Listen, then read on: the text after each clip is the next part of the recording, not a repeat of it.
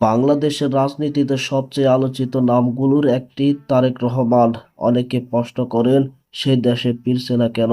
আজকের ভিডিওতে আমরা জানবো তারেক জিয়া কেন বাংলাদেশে আসছেন না, এর মূল কারণ, আইনি পরিস্থিতি ও রাজনৈতিক প্রভাব সহ সবকিছু। তারেক জিয়া বিএনপির ভারপ্রাপ্ত চেয়ারম্যান।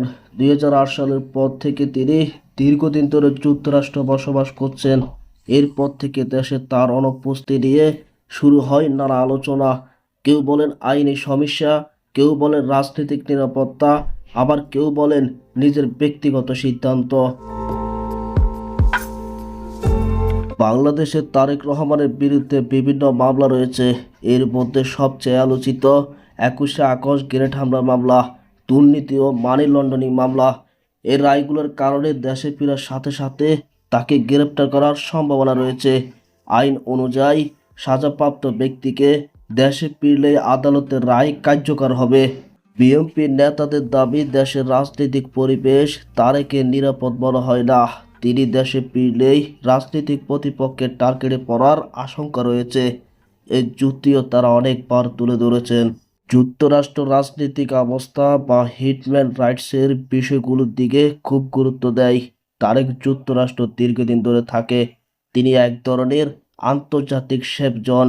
এই অবস্থা করছেন এমন বিপ্লবী একটা মানুষ যদি আমাদের দেশে প্রধানমন্ত্রী হয়, তাহলে আমরা তার প্রতি কৃতজ্ঞতা জানাই। আমি মনে করি তারেক রহমান বিদেশে থেকে দলের আন্তর্জাতিক যোগাযোগ ও কৌশল নির্ধারণে বেশি সুবিধা পান।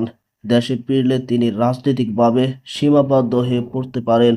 অন্যদিকে সরকারের পদক্ষেপেরা বলছেন সাজাপ্রাপ্ত আসামি হওয়ার কারণে তিনি দেশে ফিরছেন না।